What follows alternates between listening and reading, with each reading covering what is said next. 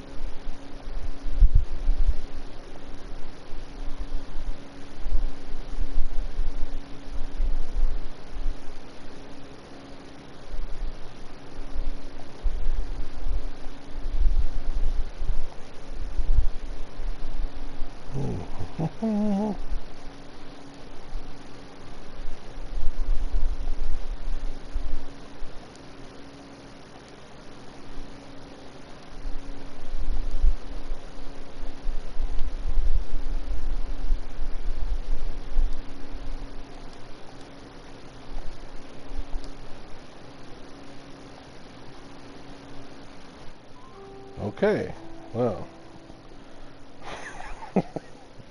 why not? Okay, this is my first PS4 stream on the new channel. Just had to adjust something there because it was still set up for the old channel.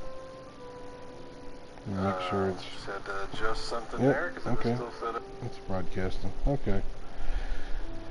Well, alright, anyway, sorry about that. I didn't realize I still had that set up that way. Okay, anyway, welcome to what will be the first of a regular thing that I do on the channel. It's something I used to do before. It's not super popular. Most people get kind of annoyed when I play Minecraft. I don't know why, but it really bothers some people. It's just been the case. But I still play Minecraft. I enjoy it. It's very peaceful to me. In fact, I play the game in peaceful mode. Because I just work on this city that I have been doing forever.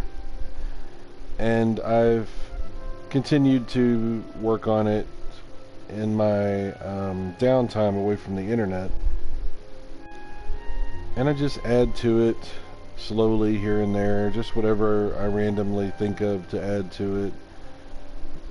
And yeah, I just build and build and build on this city.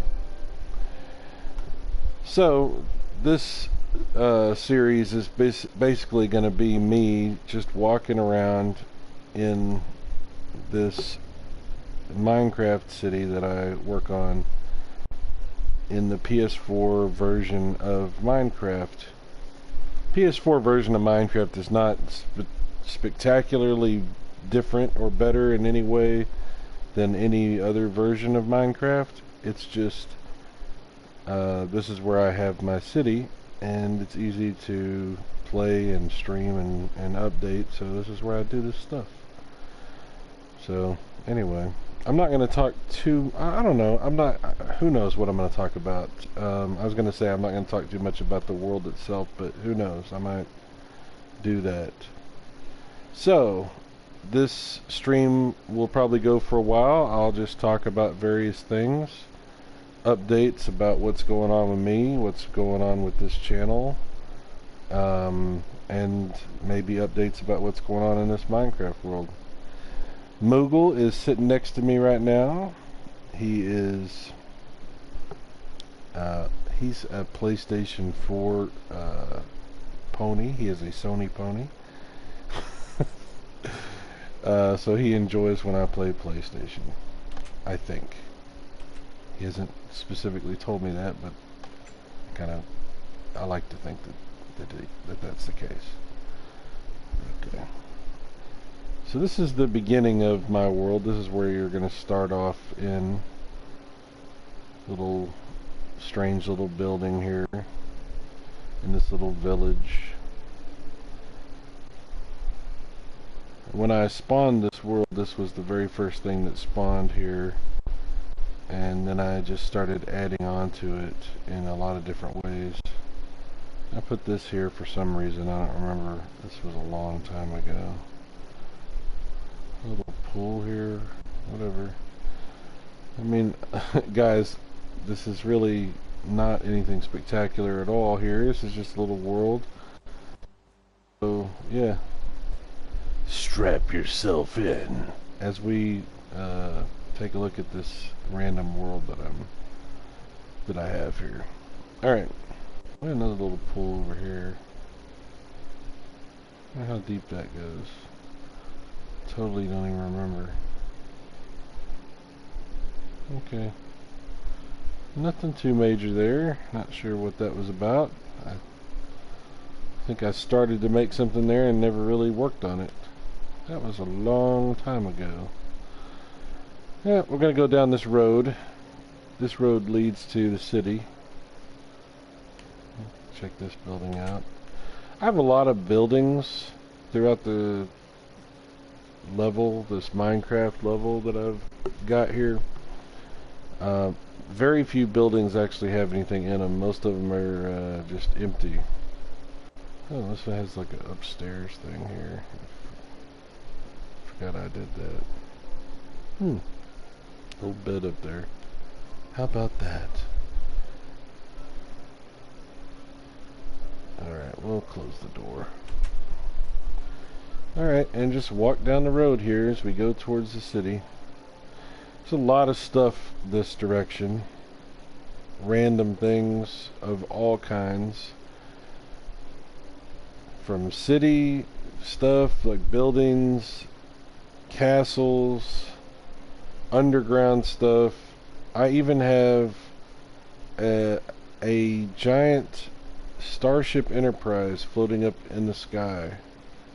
Just worked on a whole bunch of stuff for this.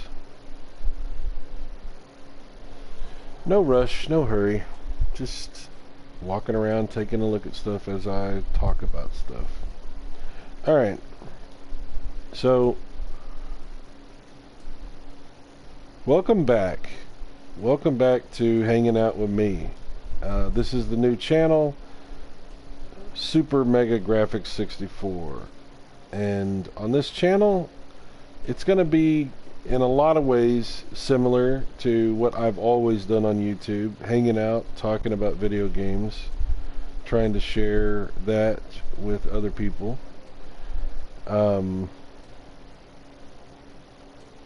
Mainly retro video games, but all kinds of stuff. You'll probably see various streams. Some of it will be done from my PC and some of it will be done from the PS4. So yeah. And I'll also be talking about topics that I find interesting.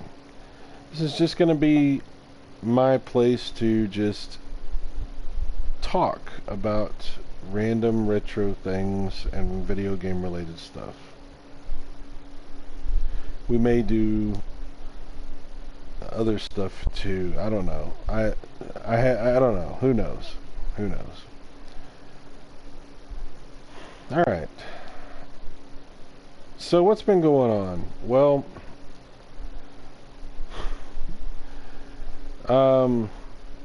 you know, I was away from YouTube for a while. I was away from social media for a while. Things had gotten really crazy on the internet.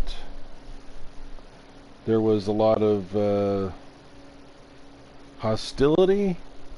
There was a lot of misunderstandings that were taking place. There was a lot of drama that had unfolded. I'll take a look at this little village over here. Not sure how well you can see it at nighttime here, but hopefully you can see everything that's going on. Some of these are just like spawned random villages that I added a little bit to, or that are I basically left alone and they just exist how they are. This one pretty much is just whatever spawned, except I did add a couple things here. I don't even know why, just for random reasons. Like this beacon right here. I think I did that beacon pretty much just to help me find this particular little village more than anything. There's really nothing here. We'll head back the other way.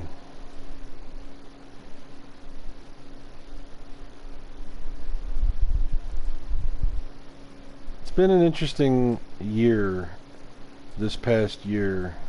A lot of things have changed. A lot of things that I was really hoping were going to develop didn't really pan out. And some things that happened were unexpected. Some just a strange year.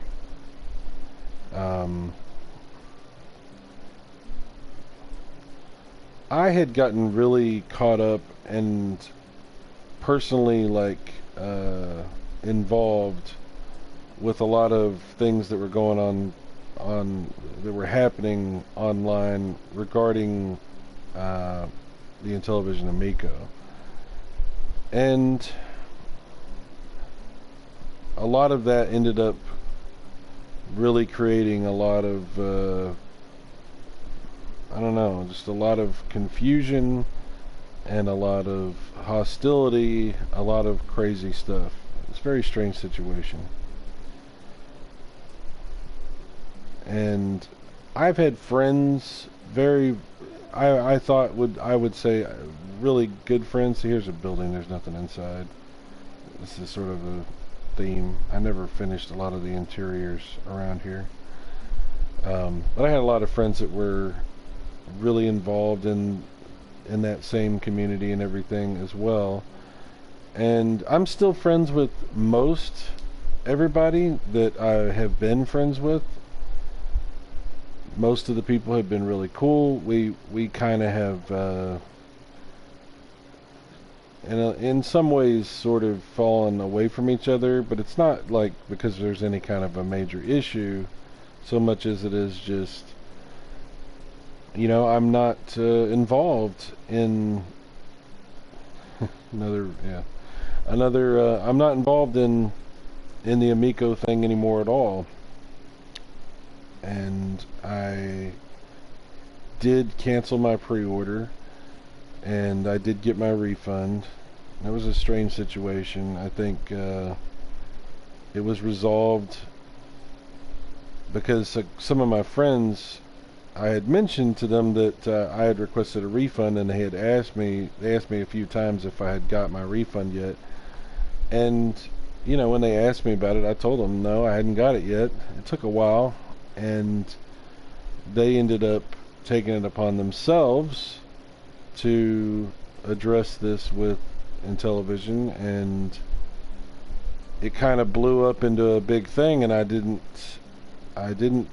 plan on that happening. That wasn't something that I wanted necessarily to happen, although I was definitely appreciative that my friends cared that hadn't been resolved and were trying to do something about it. But I did not want to. I had filed my request for a refund, and I was pretty much just going to wait and let it happen.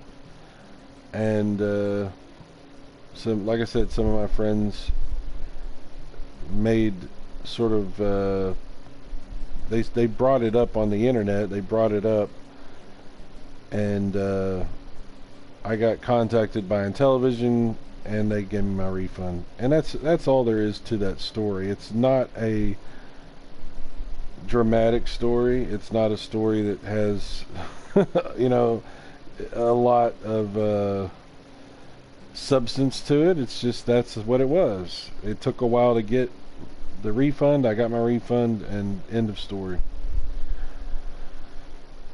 And I think I should clarify, because I think there was some confusion about what my thinking was as far as getting a refund, and what my position is about the company and about the product and on all this kind of stuff. And here's the thing, like, I have always been a fan of Intellivision, the video games, the console, the old school hardware, the retro games, all that stuff. I've always been a fan of that. that was the first console that we had whenever I was growing up. That was the first console that my mom got for us, and my brother and my mom and I all played the Intellivision for quite a while, for years, and we had a great time. My mom still talks with me fondly about our memories playing Night Stalker and Snafu and Astro Smash and Space Armada. My brother and I used to really enjoy playing Star Strike because of its similarity to the trench run in Star Wars. Yeah, so Intellivision's like a big thing in my family, right? As far as retro stuff and memories and all that kind of stuff. So yeah, that's where I was coming from as far as my interest in Intellivision and everything like that. And so I was really hoping this thing was going to work out. And I was really hoping that I'm just going to keep wandering around here showing you stuff. Look at all these. It's like, Sai, could you not finish the interiors of your buildings? What is wrong with you? There's a horse trapped in the darkness here. Okay, I'm just going to tear this wall out so this horse can get out of here, because it bothers me for some reason. It's a fake horse. It's not even a real horse. Here, I'll tear this side out too in case he wants to go that way. There, he can get out of here now. I don't know why that bothers me. Look at that horse just gliding around. So anyway, yeah, I was hoping it would work out. It didn't work out. But I don't have like some kind of, I don't have any ill will towards anybody. I forgot to put steps here. I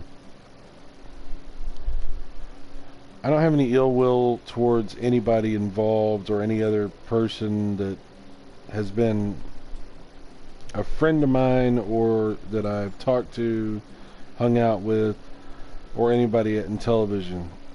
I think a lot of revisionist history has taken place on the internet as far as what happened with Intellivision. There's a lot of people that have tried to reframe and repaint the events that had transpired,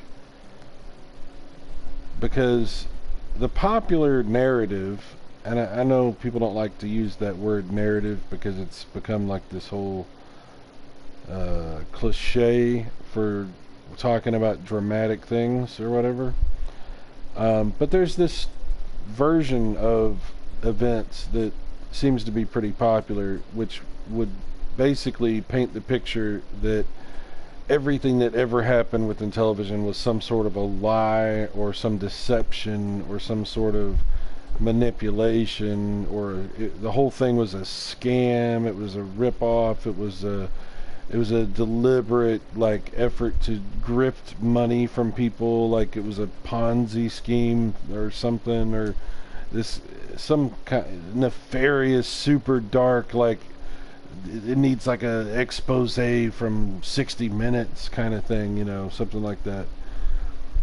And I can tell you that I don't know the ins and outs of the company. I don't know the details of all the things that have transpired as far as what's gone on with the investment stuff and what's happened with the people themselves that have been involved in the company. I've never been very involved at all as far as like learning about too much of that sort of stuff, so I couldn't speak to you one way or the other about any of that, other than I can tell you what our experience was as fans who were interested in seeing a new Intellivision come out.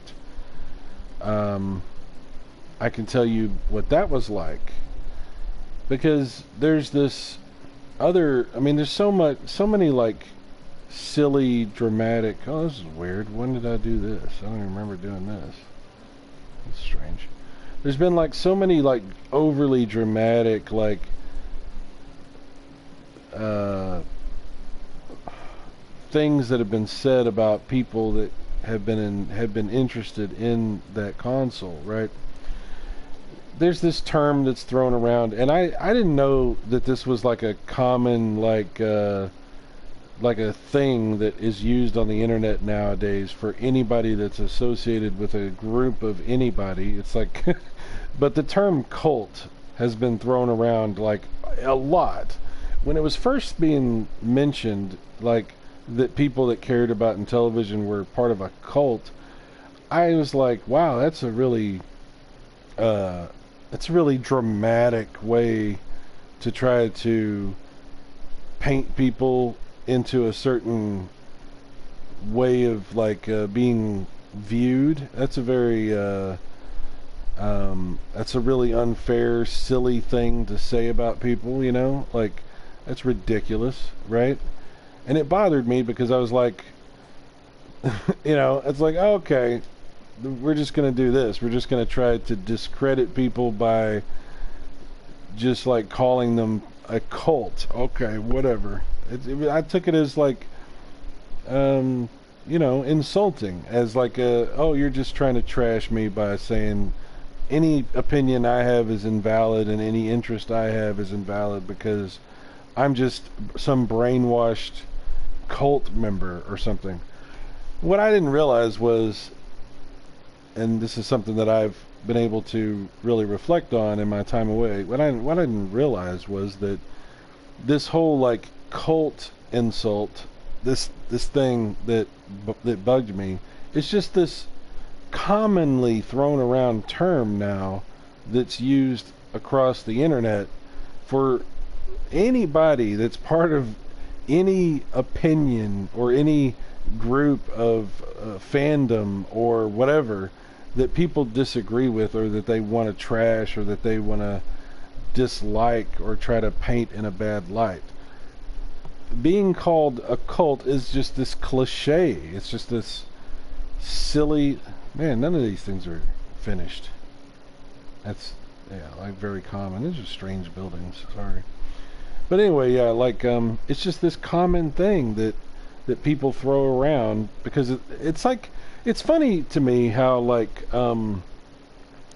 there's these terms that people will latch onto that they hear and they will repeat. People will like, they will just repeat things that they hear on YouTube channels that they like. Like there's somebody will have a YouTube channel and they do content and they'll have like a fandom of their own, and those people will sort of just like repeat whatever they hear on that channel. So you'll hear like these terms that just get repeated and thrown around over and over and over without, I think a lot of people don't even have any idea what they're saying. They're just like, they're just regurgitating some terminology that they think is funny or cute or edgy, you know, edgy, like edgelord, you know.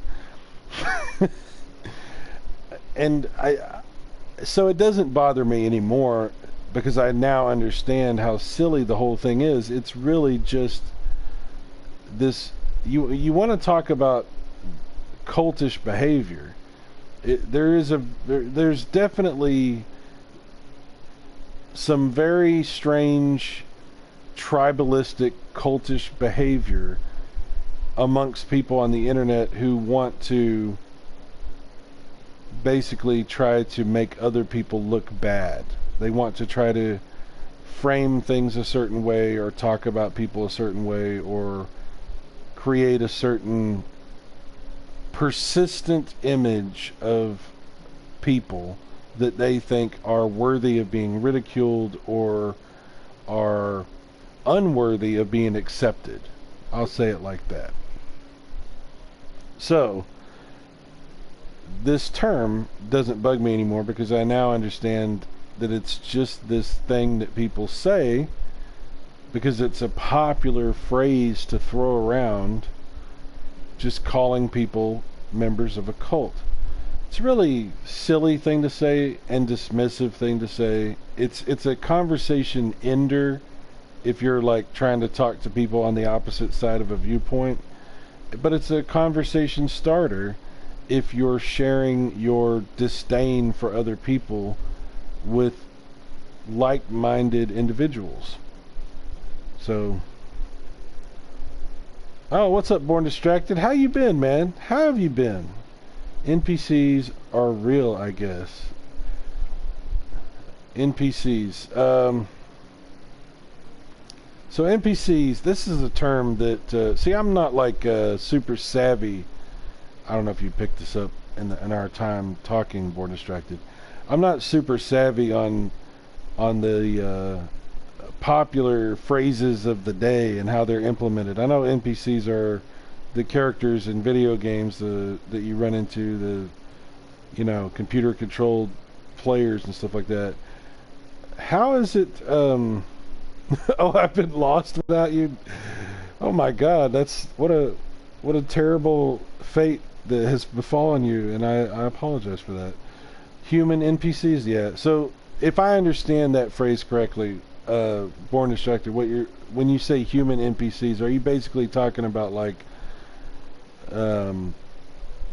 sheeple, like people who sort of just go along to get along? They're part of a like-minded mindset and just sort of repeat whatever they hear because they want to fit in with a certain group, and it's easiest to fit in with, like, let's just face it, hateful people, right? That's the easiest group to fit in with because misery loves company. Okay, yeah, that's kind of what I thought you were talking about. Yeah, they follow a set path. Yeah, it's very interesting having this perspective. Thank you for clarifying that. I appreciate that because it does fit in with what I've been talking about. It's very interesting having this perspective to understand that a lot of the things that people had said and repeated were basically just like what I think you would refer to as talking points. Like they hear somebody else say something and they just say it again and maybe don't even really understand what they're saying, but it's the popular thing to say and repeat because it fits this version of reality that people are trying to paint. There's been a whole lot of that that has gone on regarding the Intellivision Amico. And when people say from both sides, I understand what they mean by that. I understand what that is implying and all that kind of stuff. I sometimes ask bro about it. Oh, I appreciate that, man. Well, I've always enjoyed talking with you, Born Distracted, over the years that we've hung out. Back in the day when you would hang out on our streams for game rambling and all the different discussions that we've had. I've definitely always enjoyed that. So thank you for being here. You're the first person on the new stream on the new channel, so you're always welcome. I appreciate it. And here's the thing. I welcome conversations, and you don't have to agree with me about things. You don't have to have the same mindset. You don't have to have the same interpretation of history as far as what's gone on with everything as I do. We don't have to like be in lockstep as far as what we think and what we feel and all that kind of stuff. So if somebody else has something to say and has a different take on things than what I do, I'm open to hearing that and having a talk about that. But from my point of view, which is really the only point of view I have that any of us have, right? I feel like there's been a lot of really strange things that have happened. There's been a lot of revisionist history that's gone on where people have tried to reframe the past to fit what they think is the story, that the popular story of what's gone on. So all I can do is tell you what I've seen and what I know and what my motivations have been and what my interpretations have been. Constructive or productive arguments are most impossible nowadays. Well, yeah, you might be right about that. You might be right about that. Because, yeah, the internet is a place for entertainment now. It used to be, the idea of the internet was that we were sharing information, that it was the information superhighway. Do you remember that term? The information superhighway. But now it's pretty much just, what the hell is this guy doing over here? Who is this guy? What are you doing? Anyway, but now it's pretty much just like a place where people entertain themselves. Facts are really not that important. What's important is, wow, this place is on fire. What's important is entertainment. Finding ways and means to be entertained, more like propaganda and drama highway. Yeah, pretty much, right? Pretty much. Yeah. That's, dude, absolutely. And I had become extremely cynical about all of that. I had become extremely cynical about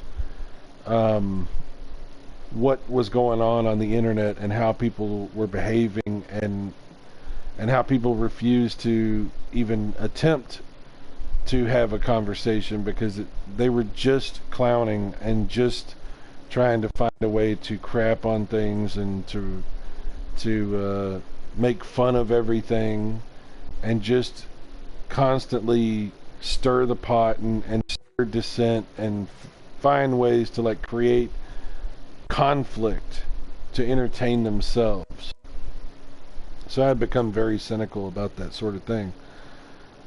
But you know, it is what it is. You can't. I'm not going to change the internet. I'm not going to turn that around. I'm not going to like fix that problem. But I do want to have an opportunity to talk and to address my viewpoint and my interpretation of everything. So that's pretty much what I'm focusing on. Because, yeah, you can't make people see things a different way. You can't change what people's motivations are. The only thing I can do is present what I know and what I have seen and describe the world through my eyes, right? So, yeah, that's kind of what I'm getting at with the Amico thing.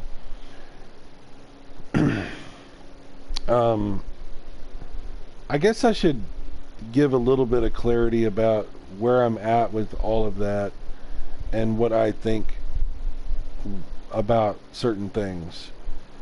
You know, I had said once, not too long ago, on my other channel that I was done talking about Amico and I had nothing else to say about it. But I think I do have a few things to say. I think there's certain things that are important to reiterate from time to time because of this consistent reframing of the past that's going on, because people are constantly trying to change the interpretations of what happened historically. So I think it's important to like address it from time to time. So I will. Born and Strike said, just because I'm not getting an Amico doesn't mean I'm going to trash it. Thank you. That's exactly kind of what I'm getting at. Yeah. So I think that some of my friends especially have misunderstood my position about the Amico because it has changed. You know, I was a big supporter of this product because I wanted it to come out. I had an opportunity to play it a couple of different times, and I had some very close interactions with the people at Intellivision. Uh, so I was in a very interesting position of being able to experience something that was coming and uh, before its actual release, and it was really cool. It was very exciting stuff for an Intellivision fan like me, and I was able to share that with friends of mine, which was really cool. I don't know. I can't tell you everything. A lot of people have like questions or uh, interpretations of things, and they would like for people like me to further clarify a lot of things. And some of that I'd be happy to talk about. Some of that I can't because I don't really know everything. I know I'm being kind of all over the place here, so sorry about that. I'm just trying to get to this point that I have, which is let me let me just say I have nothing against anybody. Okay, Tommy Tallarico, who used to be in charge of Intellivision, he's the founder of the new Intellivision company. Very passionate about this console, very passionate about everything that he does. He's a very passionate guy. Tommy Tallarico is an individual that I don't know a lot about. Okay? I don't. And that's one thing that I have figured out over the past couple of years is I don't really know the guy that well. I would consider him a friend of mine. I would still say that because we've had very cordial interactions over the past couple of years, and he didn't have to do any of that. He went out of his way several times to talk with me and help me in various different ways. Just having conversations and being a friend, being somebody who genuinely cared about me and things that I was going through and stuff like that. He invited me to go out to the event at the museum, the Video Game History Museum, which was a public event, regardless of what you might have heard, because I know, like I said, there's been a lot of reframing of the past. That was a public event. There was a lot of people out there that had nothing to do with anything related to this thing. They were just at the museum and stopped by and checked it out. Some people didn't even check out the Amico. They were just at the museum hanging out, checking out other stuff. Because there's a ton of stuff out there if you ever get a chance to go visit that in Frisco, Texas. Really cool place. Isn't it near Eugene? Actually, no. Eugene is he doesn't live up here.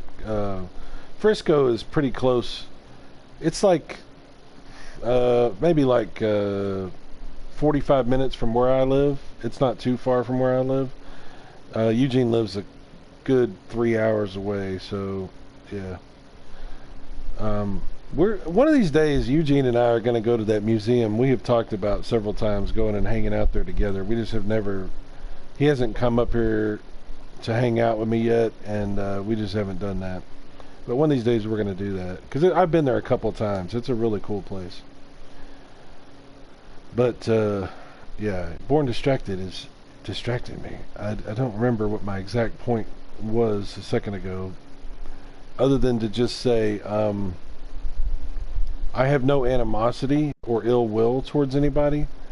But by the same token, it's also, I think, good for me to say that I don't know everything that's happened, and I don't know all of the facts of every detail of things. Okay?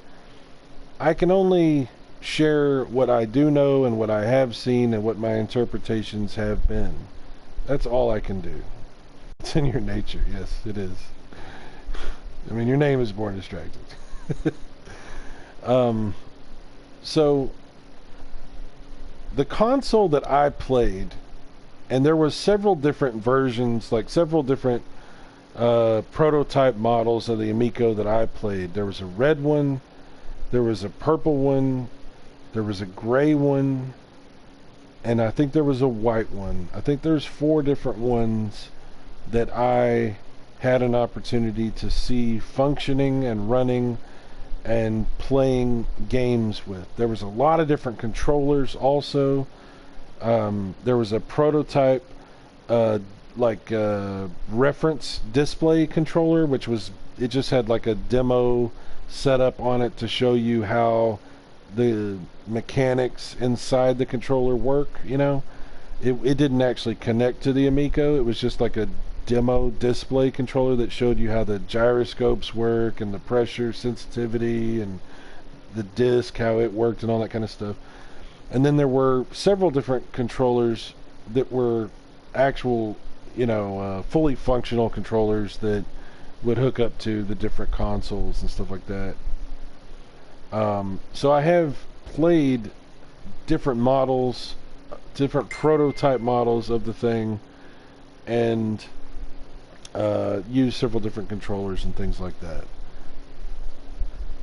But all of that was prototype stuff. All of that was not retail stuff. All of that was hardware that was still in the refining stages and experimental stages and all that kind of stuff.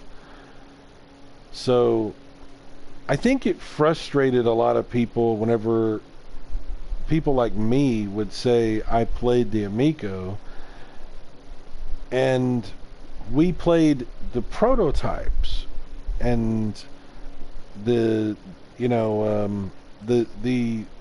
we played hardware that was not in its final form. Okay, what we played was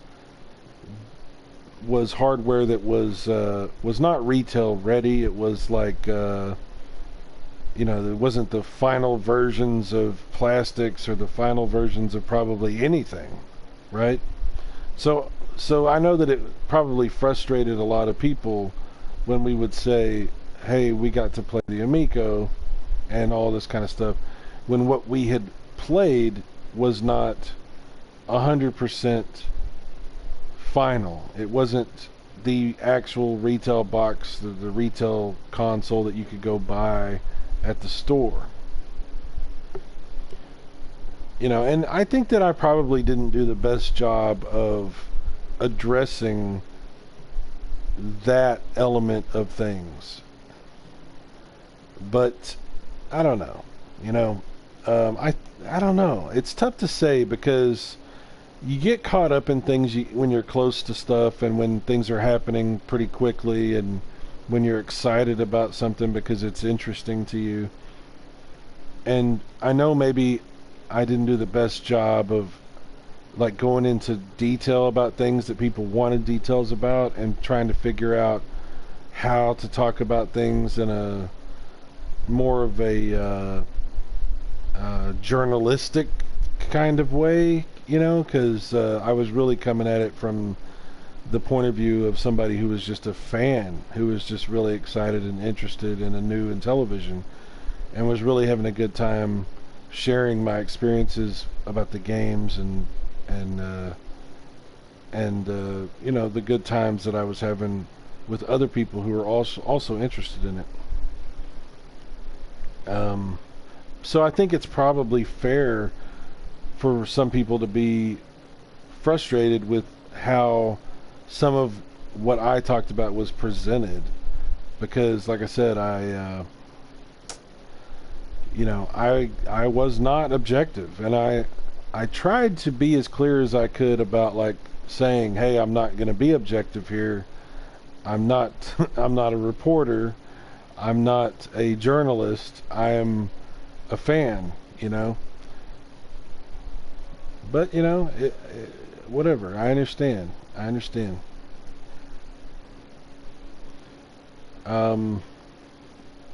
But there's a question about where I'm at and what I think about the thing now, and where like what my opinion is as far as, was Intellivision honest with us? Did they show us the real stuff? Were we being manipulated in some way? Were we being misled in some way?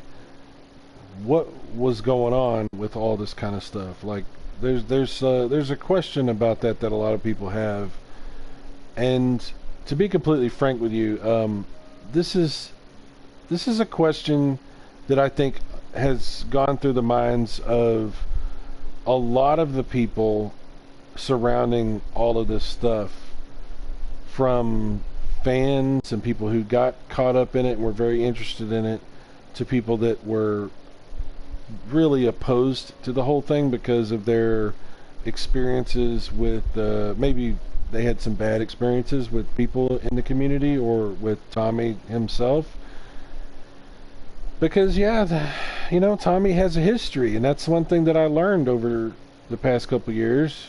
I was not aware of all of the history that had gone on between Tommy and different people. I know he had gotten into a lot of arguments with people, and there'd been a lot of really unfortunate exchanges that had happened on the internet in various places, on different forums and websites and message boards and things like that. I don't know how much all of that factors into people's desire to see the company do well or not do well. I don't know, because there's a lot of history there, and some of the people that I became friends with or pretty close with, I would say, were participants in a lot of that stuff as well, in ways that I have been unaware of and have only fairly recently understood, and I don't fully understand even now. Man, I know I'm kind of talking about all this in a convoluted kind of way, but the fact is, I don't know everything that's gone on. I don't know all of everybody's motivations. I don't know all of the histories between people on an individual basis. And it's been very strange to sort of sift through those ashes and see where people have had dealings with other people and what their personal histories and relationships are. Pornostrike said, well, he's been in the business a long time. How can you know everything? Well, yeah. I mean, yeah. Yeah, so I stepped into the middle of something. John and I, Retro Bro and I, and by the way, John is a great friend of mine. You know, he might be my best friend, okay? He probably is. I don't know anybody else that I talk to as often as I talk to him. And he's been nothing but amazing. He's been a supporter, a champion of mine. He's gone out his way to help me. I mean, he's one of the people that took it upon himself to contact Intellivision about me not getting a refund. And I didn't ask him to do that. I would never have asked him to do that, but he did that on his own. He's a really good friend of mine. Yeah, I had a point there that I was trying to get to and I lost it. Sorry. But John and I, oh yeah, okay. So John and I had gotten involved in all of this simultaneously, or at least pretty close to simultaneously, because both of us went. John had an opportunity to talk to Tommy on a stream and invited me to come in because he knew that I liked Intellivision. And honestly, I don't think John knew a whole lot about Intellivision, so it was also probably, a good thing for me to be there just to kind of give some insight into the old console and what I thought about it and stuff like that. So there was a couple of reasons why I think that he wanted me to be there. And so we kind of found an introduction to this whole thing together at the same time.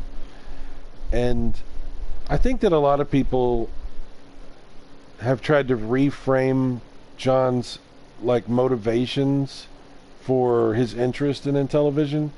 The fact is that some people said, let me just say this straight up, okay? Some people have said that John was only interested in the Intellivision because he thought he was going to like get something monetarily out of it, or like he was going to use Intellivision for some kind of like growth for his business or something like that. And I can tell you that when we got introduced to the Intellivision Amico, when we first had conversations about the console and first had our interview about the console and first got involved in having a discussion about it, that was not something that was on his mind.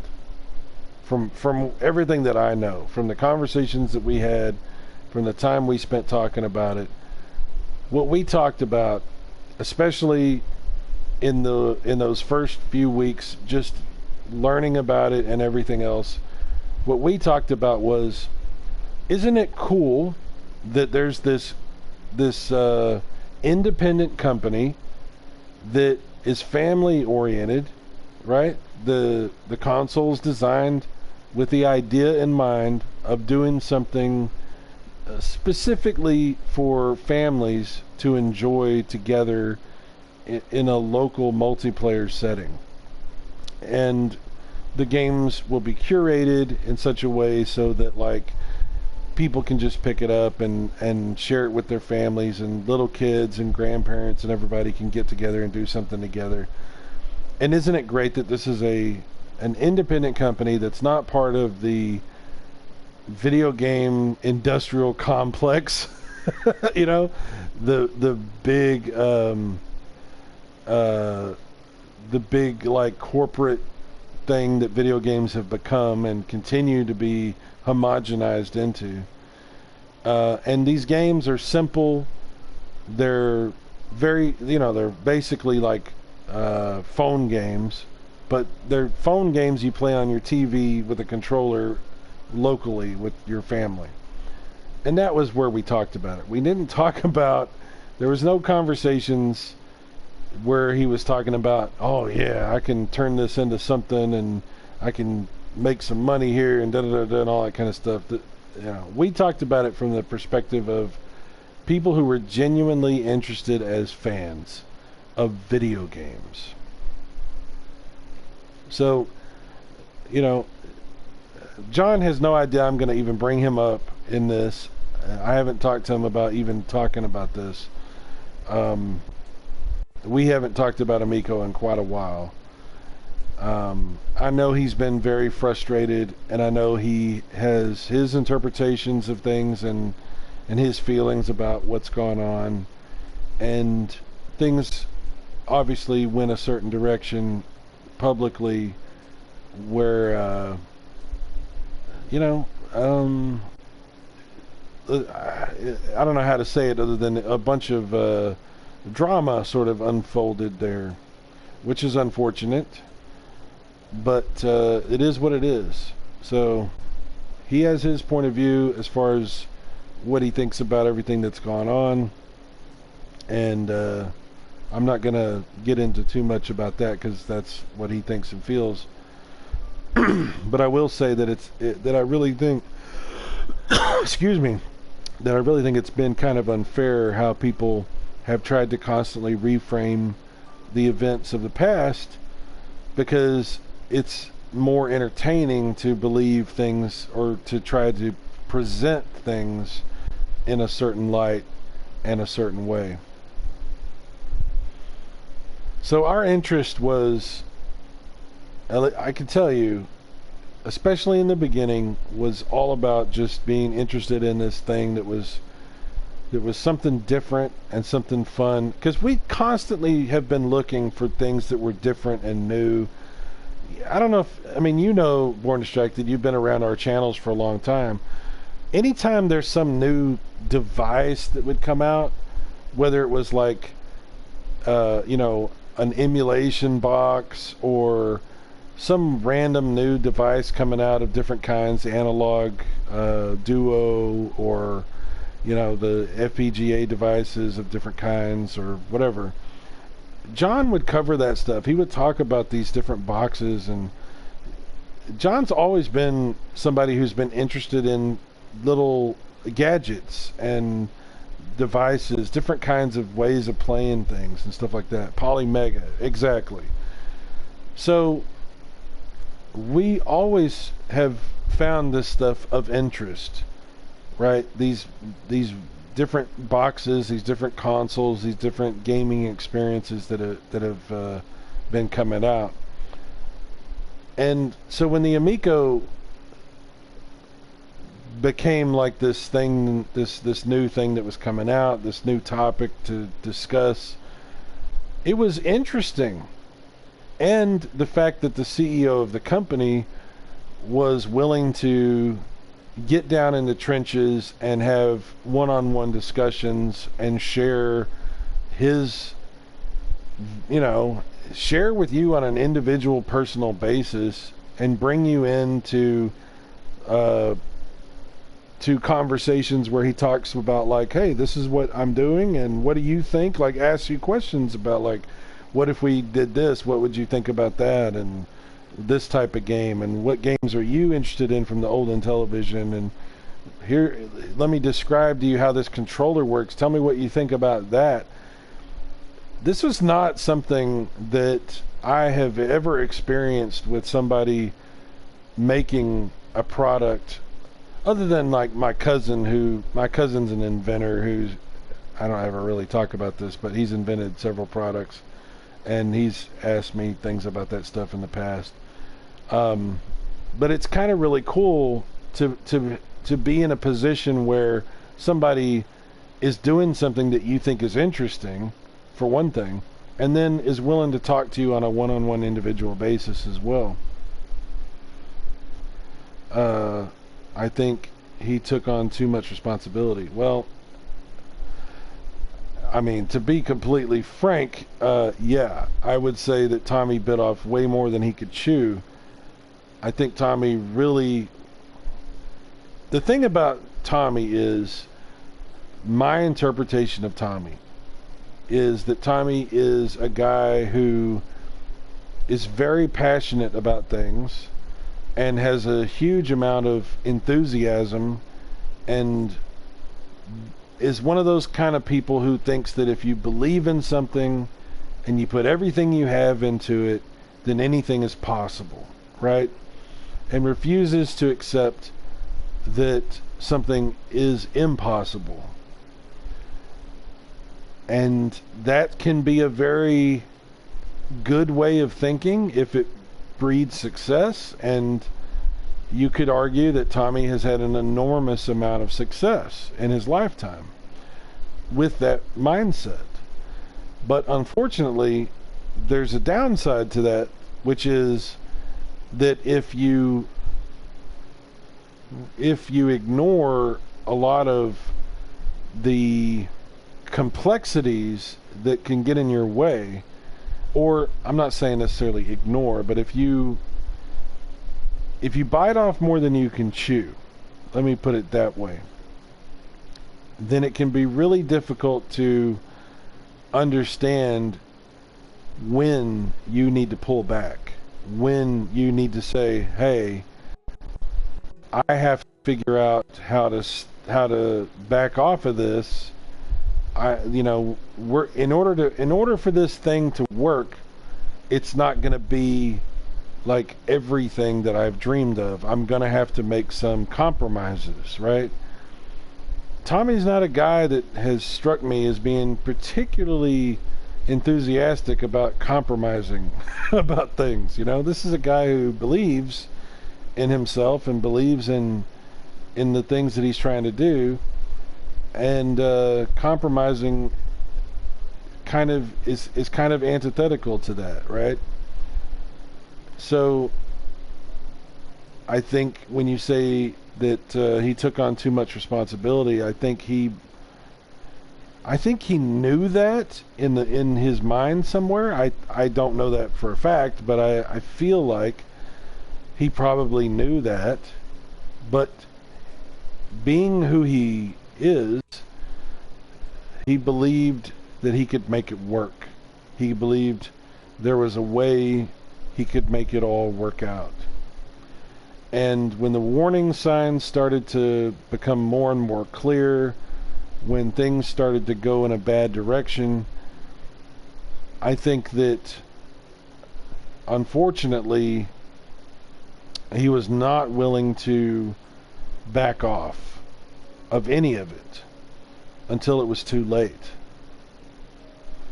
It really sucks, because I think that the product itself, I know there's a lot of people who don't find what the Amico was offering to be very interesting or compelling. I mean, I know that. There's a lot of people that think that the console was not good, was trash and phone games and flash games, all these terms that you would hear all the time repeated over and over. There's a lot of people that have said all that kind of stuff and tried to basically just push that to the point to where it became sort of like unpopular to say anything positive about the console. You know, people had like been beaten down to the point of submission for even addressing anything about the console that they enjoyed or liked, or games that they thought were interesting.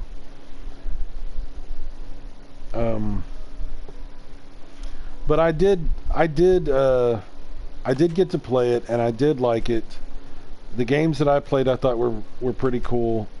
But again, I'm the kind of guy who likes that kind of stuff. I think the console was appealing more towards, fans of olden television, retro stuff, but also people like old people or like little kids. Simple little concepts of games that you can enjoy as a family. So, I think the appeal of the Amico was for a specific type of audience, for a family atmosphere, for like if you have young kids, or if you're hanging out with your elderly family, something you could bring out for like a party, something you could bring out once in a while as something just to entertain like a pretty specific group of people. Because I don't think the Amico was ever going to be a box that would appeal to like the masses. I don't think it was ever going to be this super successful, popular, major console. I never thought that was the case. I never thought that this thing was going to sell 50 million units or whatever. I always thought it had a limited appeal. But for the families that fit the particular audience, for the families that would find it interesting, and for the retro gamers who appreciated in television, I thought it definitely had an appeal. So again, I think there's been like this narrative that's been spread saying that we were going around telling everybody that this was the greatest thing ever, that the Amico was just this ungodly, unbelievable, ridiculously amazing game changer that was going to like revolutionize the industry and all this kind of stuff. And I think there's probably people that thought that. I did not, and I never said that. But I did think it was pretty cool. Just like I think there's a lot of things out there that get released that are pretty cool, that have a limited appeal, that are awesome. Like we were talking about earlier, the Polymega and the Analog Duo and the Playmate, even like the retro, those like devices that play emulated stuff, Retron 5 and all that. That's the type of stuff that I'm talking about. Born to Strike says it doesn't look like a mainstream product. Yeah, it doesn't even look. You're absolutely right. The Amico doesn't even look like a modern console. The Amico has a very distinct, different, different look, and it's a very different uh, type of device because of that. Um, so yeah, that's true. It's a good point. But I think it would have been nice. It would have been really cool to have something like that, you know, to have um, another Intellivision would have been really cool. And I think that the games that we played that I saw the kids really enjoy, like especially the Shark, the kids really seem to dig that game. It took me a long time to really understand the appeal of that game, because to me it was like I didn't have Shark on Intellivision when I was a kid. I didn't get a cartridge of Shark until not too long ago, past few months. I like the game. I think it's fun. I've enjoyed playing the old game. I did play the new one on the Amico. I didn't really have. I mean, for me, it was kind of like I didn't really understand what I was doing too much. I understand I'm this little fish and I'm swimming around and I'm trying to eat stuff and not get eaten and all that kind of stuff. But the kids seem to really have a good time, especially the little kids. And it's fun, right? It's like watching an aquarium that you can like interact with. And so yeah, I guess the kids, whatever. I obviously enjoyed games like Biplanes and Astro Smash a lot more because of my connection to Intellivision. I didn't play a whole lot of Finnegan Fox. I haven't played Fox and Force either, the original version of that, which I do need to get. I just have never gotten around to it. I did enjoy Rigid Force Redux Enhanced, and I actually was waiting to play that on Amico, but once everything kind of went downhill, I saw that game was on sale on the Switch, and I ended up buying Rigid Force Redux on the Switch. And I think it's a great game, and it would have been nice to have had that version of it where you can play multiplayer, but maybe they'll implement that into the other versions of that game at some point. I don't know. But that's like a multi-plat game. It's not like specifically an Amico game necessarily. But yeah, these were not like, there's no Halo, there's no God of War, there's no Fortnite, there's no whatever on the Amico. It's not that type of thing. It's like to me, the console, if you look at it for what it is, it's I'm gonna have to fly through this because the water's gonna push me too much. Anyway, but if you look at what the console for what it is, it's a party box. It's a box you break out once in a while. It's not a box you play on a regular basis. It's not your main console if you're a gamer. It's something that has a specific niche, a specific audience, that sort of thing. At least that was the idea of what it was going to be. That was the idea of what the thing was going to end up being. Now maybe different people saw that differently, and maybe it was presented differently depending on who they were talking to, whether that would be investors in this group or that group, or parents in this group or that group, or gamers in this group or that group, or whatever. I mean, I don't know. I don't work for them. I've never, I don't have that kind of insight. I can just tell you what I thought and what I think and where I'm coming from. But yeah, I was hoping the thing was going to work out. It would have been cool. It's pretty sad that the whole thing went the way it did. Born Instructed says, if they had an optional regular style controller, do you think It could had a better chance releasing. My opinion, the controller was more cut off the last of what you're saying. Let's see if I can pull it up on my phone. What you're saying? The controller was more difficult to put together. Okay. That's an interesting point. It's an interesting point. And Jon Snow is trying to get on me now. Cats. They see me sitting here talking and they want to get on me.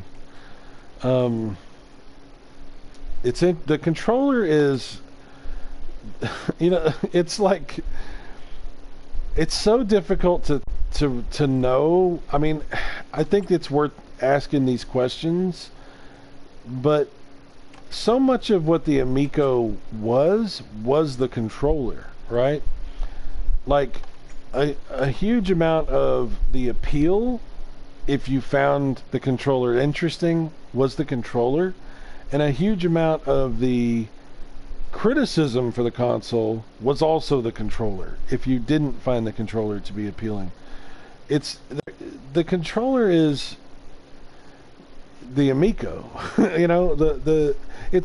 I would go so far as to say the controller is more the Amico than the actual hardware running the games is the Amico, because I couldn't even really tell you what is inside the Amico shell. I couldn't tell you. I've seen the specs that they have listed on their website. From the conversations that I had, I have a sort of a general understanding of what that hardware is as far as the processing capability and this sort of thing regarding the Amico hardware itself. But I mean, anything, basically any kind of modern hardware could be running those games.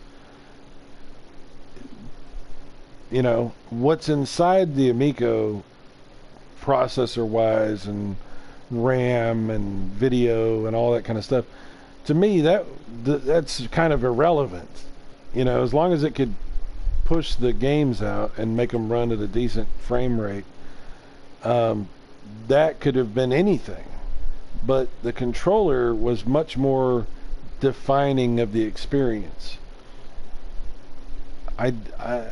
If you did away with the controller, I think it wouldn't have been an Intellivision. I've seen in the past these like third-party plug-and-play Intellivision devices that you could buy that just look like regular game controllers. And I've actually owned and still own the Intellivision Live series that came out like for PlayStation 2 and Xbox. And it's fun to play the old Intellivision games on a PS3 controller, a PS2 controller, or an Xbox controller. Sure, it's fun. It's nice to have force feedback, when you're playing Astro Smash. It's cool to, I got Rumble on Astro Smash. That's cool.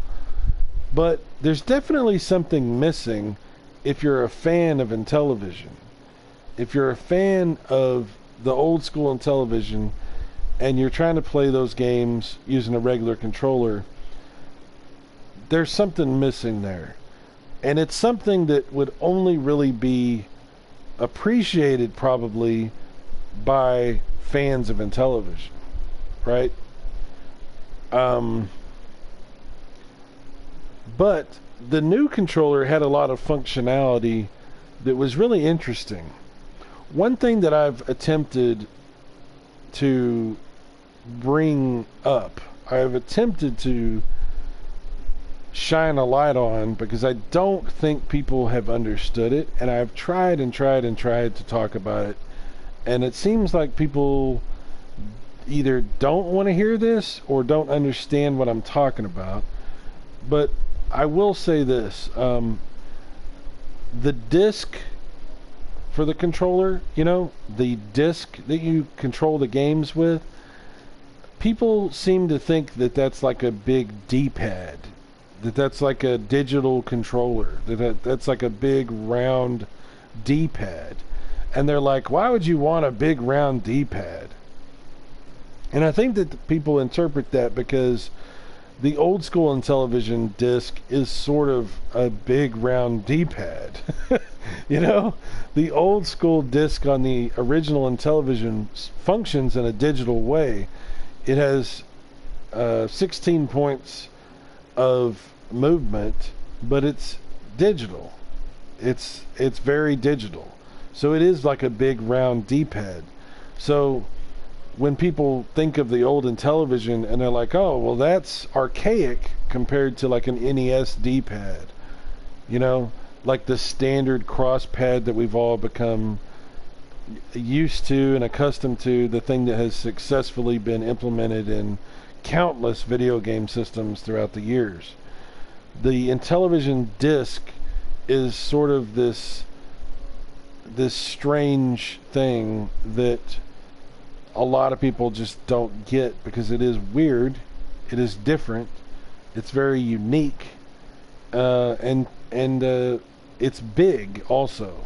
It's a lot bigger than a standard D-pad, so people find that to be off-putting, right? It strikes people the wrong way. They see that and they're just like, what is that?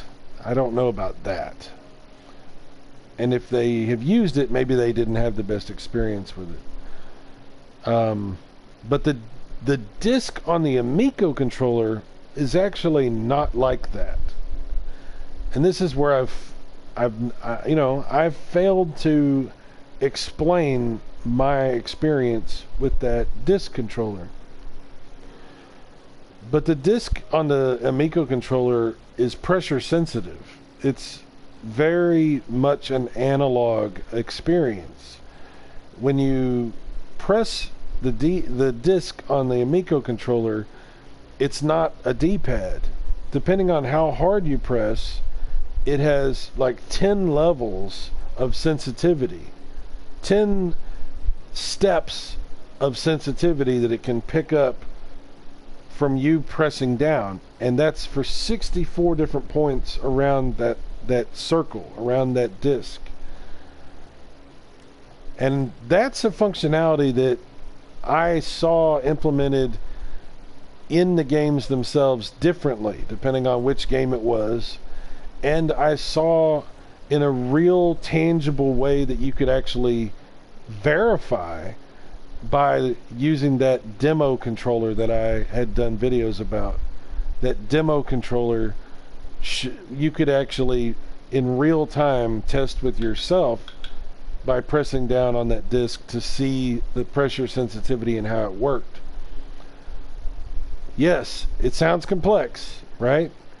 I'm sure it was complex to manufacture. I'm sure it was fairly complex to figure out how all that was supposed to work. It was probably, and you got to remember, the other thing about the controller is it's got a screen on it. It's got a touch screen on the controller that has to interact with the console. And you got to be able to support, at least 4 of these on an Amico. I think they wanted to do 8 at one point, and they figured out that they weren't really going to be able to do 8 because of the Bluetooth limitations or whatever. So, but at least 4 of these things, right? So you got this, and the OLED, LCD screen, yes, you and your OLED. Yeah. So you've got this controller, which by the way was really well made. It was really robust. You could drop this thing and kick it across the room and it was fine. So it's a really sturdy controller with a solid screen and a disc and buttons on it, and it had a microphone on it and a speaker on it. There's a lot going on with that controller. The gyroscopes, it had quite a bit of stuff going on with that controller. And this is where I would say I have to agree when people say, I think that he bit off more than he could chew. I think the disc was really important to the experience of Intellivision. I think the screen that they put on the controller was more for like the little kids. You know, that was something that was put on so that the little kids would find it more appealing, right? Maybe that wasn't necessary, or maybe it could have been done differently. Um, the gyroscopic controls, I think, for what they were trying to do with like motion controls and stuff, I think was important. But in the end, I don't know. I don't know that the controller was really going to do everything they wanted it to do. I don't know that it was really going to be everything they hoped it would be. You know, I know they had to go back and redo Cornhole as far as what the controls would end up being for that game and how it would function and stuff like that. Because I know they weren't really happy with how they had, like, the original version of Cornhole, how it was functioning and stuff. I know they were not really happy with what that experience was like, so they went back and they were making a lot of changes to how that game was going to work. So again, I couldn't tell you specifically how well the hardware inside that controller was actually going to do the job they wanted it to do, as far as gyroscopic motion controls and stuff like that. So in the end, I don't know, man. I think the whole thing was very ambitious in a lot of ways, but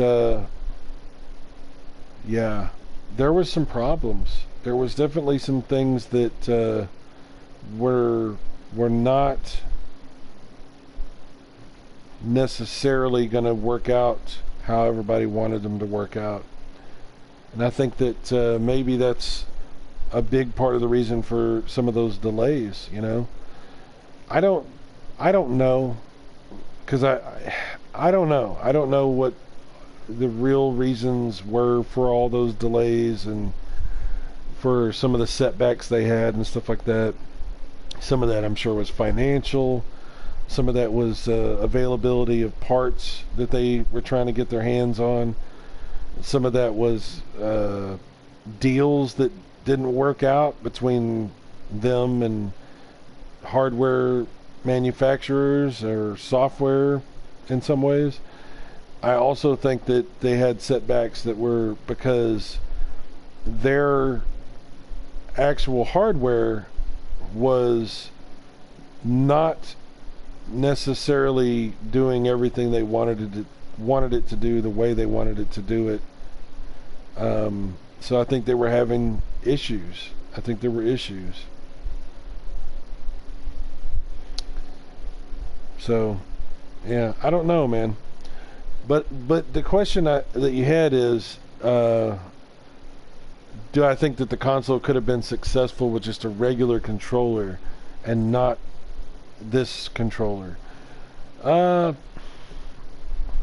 mean, I don't know, man. I really don't know, because if you take away the controller and it's just a regular, let's just say, just a PlayStation 4 controller running these games, then every control aspect that you have, every interaction that you have with the games is based around what's available already in regular, a regular controller and how a regular controller functions and operates and things like that. That definitely takes away some of the newness, some of the uniqueness, some of the reasons that you would find these games interesting at all. That definitely takes away some of that. At least take the screen out, maybe. Yeah, I think that the screen is a problem.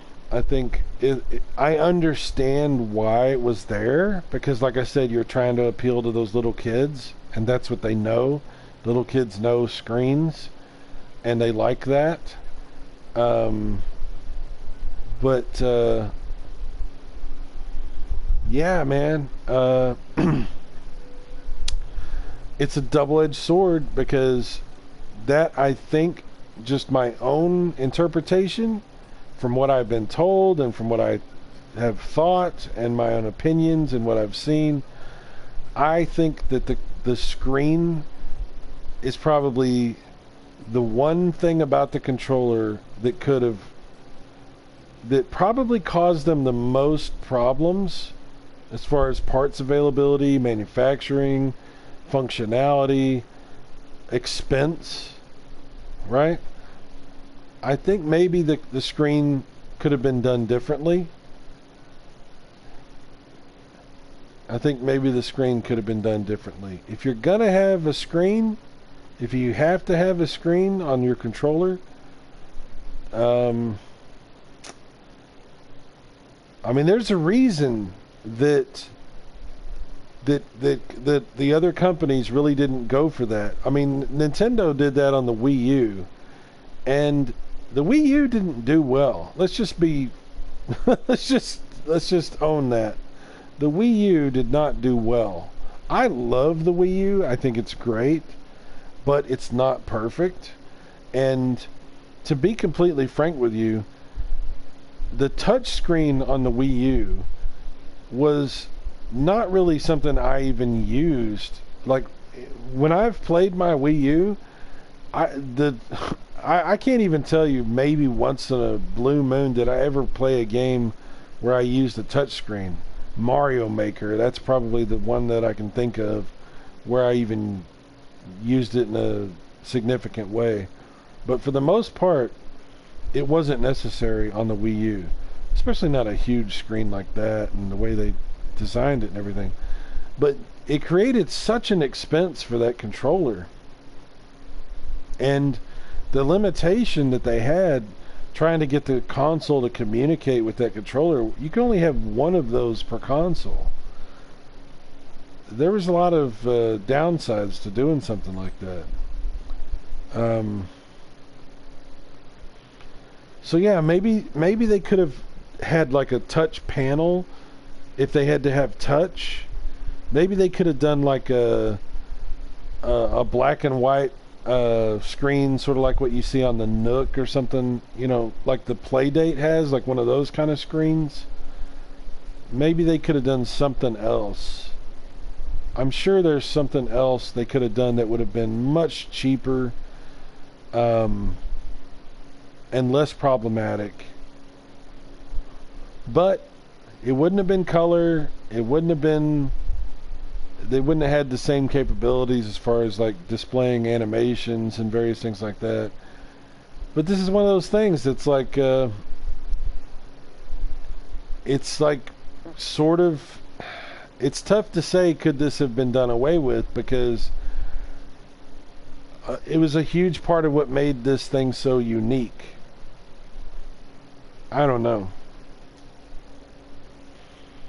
I don't know.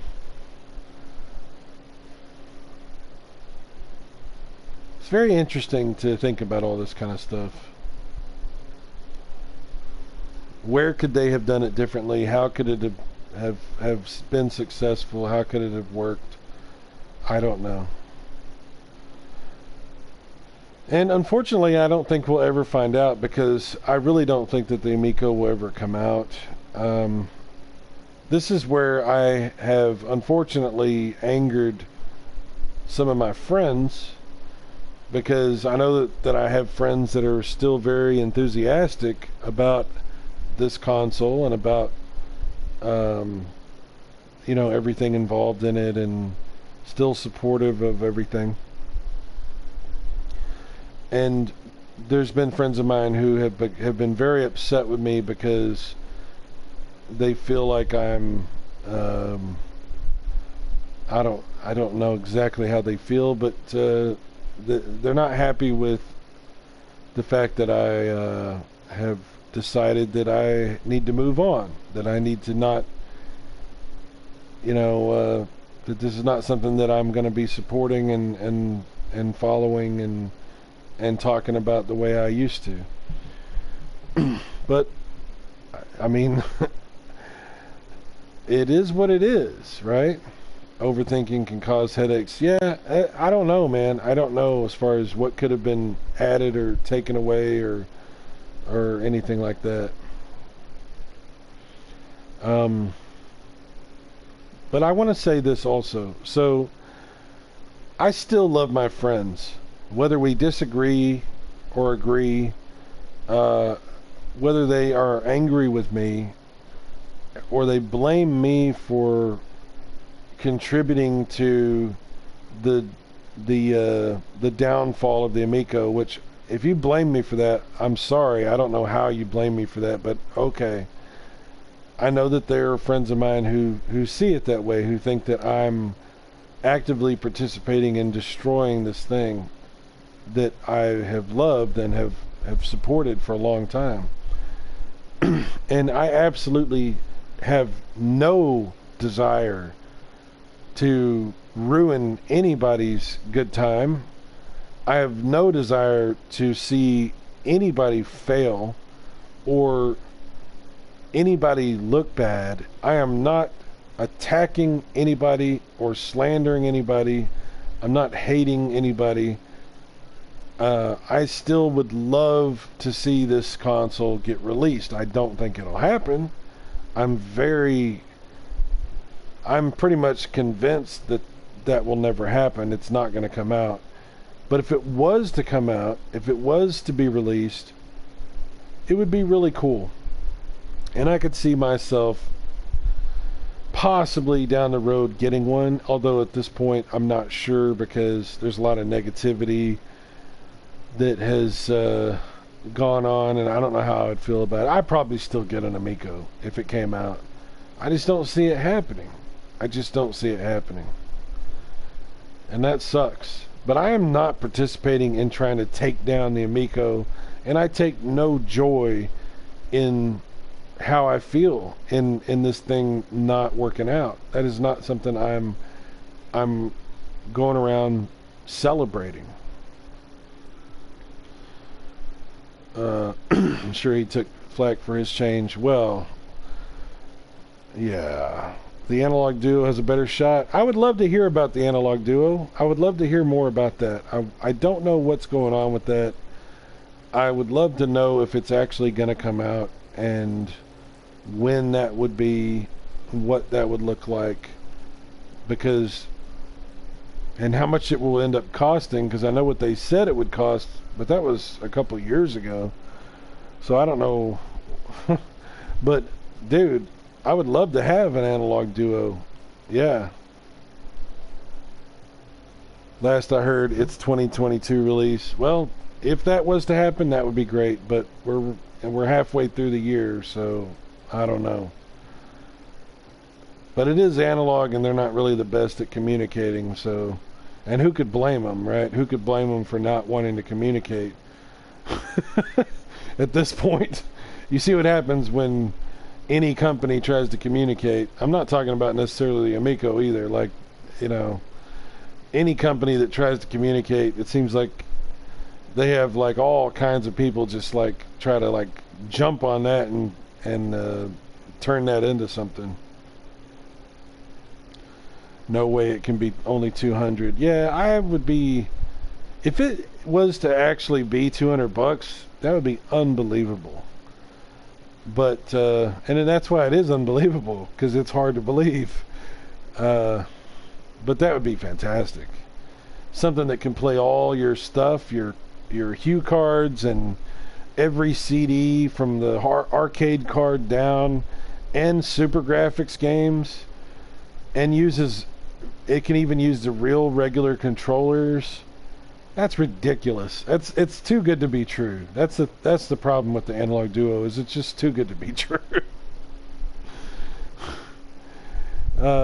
You would sure buy it even if I don't use it. Yeah, God, I would love it. I would absolutely love it. I mean, don't get me wrong, you know, love the original hardware, love having that, but for playing on a modern TV, it would just be amazing. It would be fantastic. Yeah, just to have it would be ridiculous.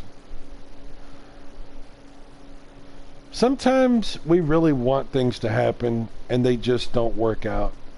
Sometimes we are huge fans of something, like you know me, I'm the TurboGrafx 16. It's my favorite console of all the consoles ever. It's my favorite, and I love it to death. But I know it's not a console that everybody appreciates. It's not a console that modern gamers are just jumping up and down because it's so badass. And kids today, unless they're like trendy hipster kids who love retro shit, they don't care about the TurboGrafx 16, and they're never going to care about it. So the appeal of something like the Analog Duo is very limited. You know, just like it was with the Amico, there's a very limited appeal to some of these things. But that doesn't mean that they're not great or can't be great, or we don't want them to be great. Right? I never really could explain my fondness for Turbo. It's tough to kind of get your brain wrapped around. What I've, in recent years, sort of come to realize is that I think that a lot of my affection for the TurboGrafx 16 is related to the fact that it's basically a much more advanced NES. It's the same hardware, just better, that's in an NES. The games are very similar to NES games because it's Hudson Soft, right? The controller is basically an NES controller with turbo on it. And it's just a more advanced NES. But then also, it was this secret sort of console. And what I mean by that is, it was this console that nobody had, but everybody kind of looked at and was curious about, but didn't know a lot about. So it has sort of this mystique to it. It has sort of like this mystery of what is this thing. And then it had like a CD thing, and people don't really know that much about the CD games. But then when people would see the games for the first time, I mean, shit, if you've never played Lords of Thunder, and the first time you check that out, it's like, what is this? Holy crap. You know, if you never played Legendary Axe, you know, if you never played the Bonk games, or, I mean, there's so many bangers on the TurboGrafx that are just fantastic games. And the first time you see them, if you've never had that console, it's kind of mind-blowing to have that first experience. So I think there's several different things that sort of all factor in together to make the TurboGrafx 16 a really special experience, a really unique, fascinating kind of experience. That's clearly why it's my favorite, because it is this underdog, strange, weird little, you know, hidden gem console, like they like to say, hidden gems, that a lot of people didn't have experiences with, but I did back in the day. And the cartridges are these weird little cards. I mean, it's just a strange little unique beast of a console.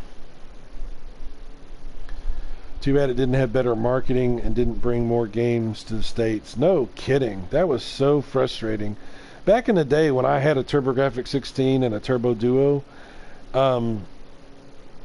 it was so frustrating, especially with the Turbo Duo, because that thing launched and was gone in like 2 years. You know, it came and went and nobody gave a crap. But I was so into it. You know, I got a Turbo Duo when it came out, you know.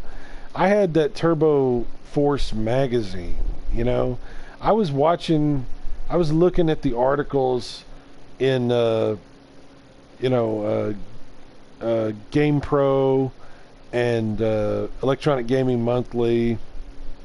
I was looking at the articles about these awesome CD games that were all in Japan that were supposedly coming to the United States, and we never got.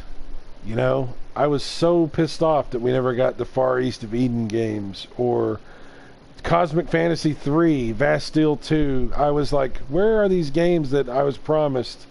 And they never came out. I was so mad. And I had no ability to get those games because there was no way to get the Japanese games that I had accessible to me back in the day. I couldn't get Dracula X. I didn't get to play Rondo of Blood until like 1999 or something like that. It was years and years later when I finally got a copy, like a CDR copy of Rondo of Blood from a guy that I met on a message board who sold me several copies of games that he had. Because I mean, it was such a different world back then. But yeah, I love the TurboGrafx. I love strange, weird little consoles anyway. So,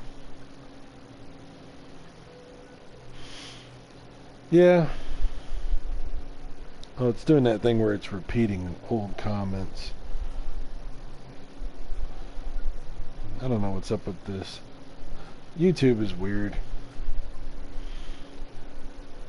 So, anyway, like,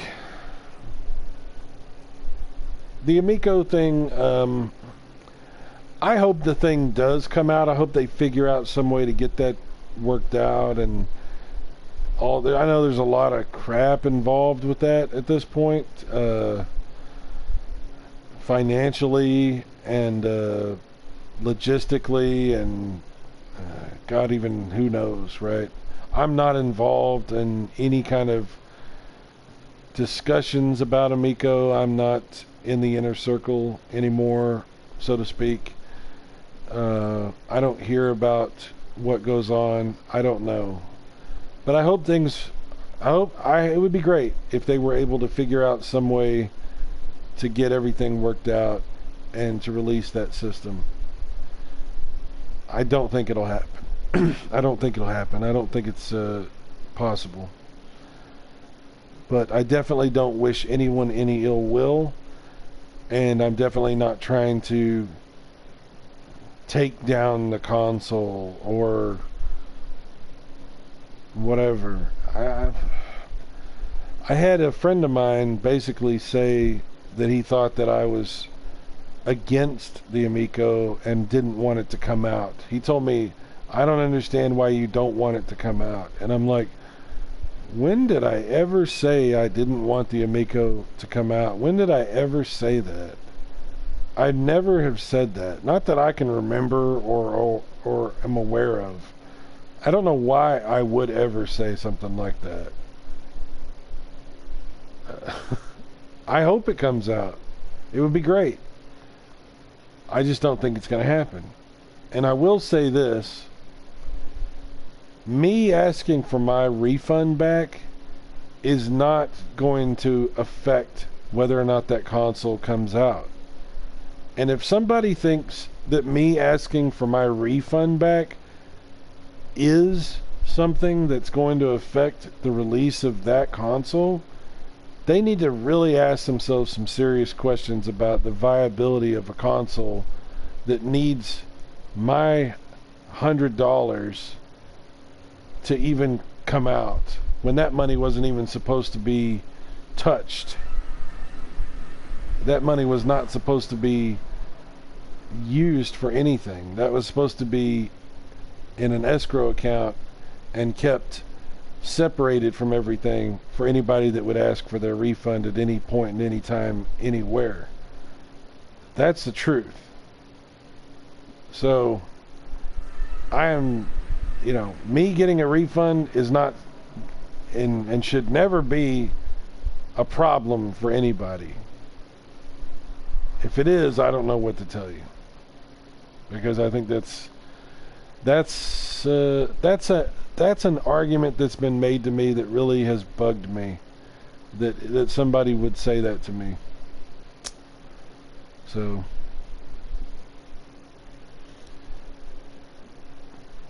maybe I said it during a drunk stream. Oh my God, I haven't done any drunk streams in a long time. I haven't even drank alcohol at all in maybe a year. I can't even tell you. Maybe, I don't remember if I drank anything after I was in Pennsylvania and there was the great incident, the much maligned drunking rampage in the basement incident that was mocked and memes were made about and everything for quite a while. I don't drink. I'm not a drinker. Once in a while, I drink a little bit, like a beer here or there or something like that, but it's been maybe a year since I've had any alcohol. I just don't drink on a regular basis. You wish you were there. Well, I'll tell you what, man. That was an interesting time because there was so much going on back then. You know, there was so much happening. We had a great time. That was a really fun time. It would have been a really fun time even without the Amico. It would have been great just hanging out with all those cool people, just having a blast, you know, just talking and hanging out, laughing. But the fact that we were all there doing something, interested in something that we all had like a similar interest in, was very cool. It was a very special moment. It was a very special time. It was in a lot of ways the best and the worst of times, right? Because we had this great connection and we're able to share this awesome couple of days just hanging out and sharing something fun.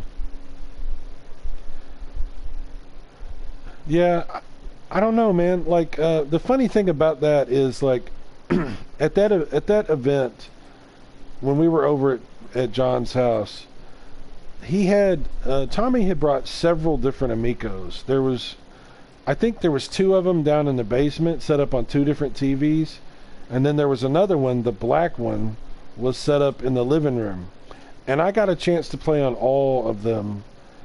And Tommy was not there while we were playing. Like when we were upstairs and it was me hanging out playing, and I was hanging out with John's wife and one of his daughters. We were just hanging out playing Shark.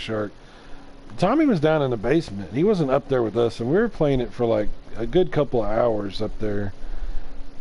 People kind of say, well, the only time anybody's ever played the Amico is because Tommy's standing right there next to it, and who knows, it might be connected to some laptop or something somewhere.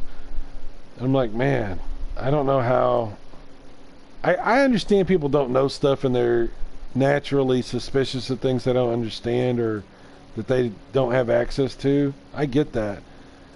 It's frustrating probably in a lot of ways if you're interested in something or you find something of interest, I should say. So I get that there's some frustration with all that, but I don't know, man. I don't know how to. I mean, we put out a lot of videos where we were showing what we were experiencing and the hardware running by itself. Now, I'll tell you this, to be completely honest, I don't know what's inside the Amico show. I don't know what's inside that thing.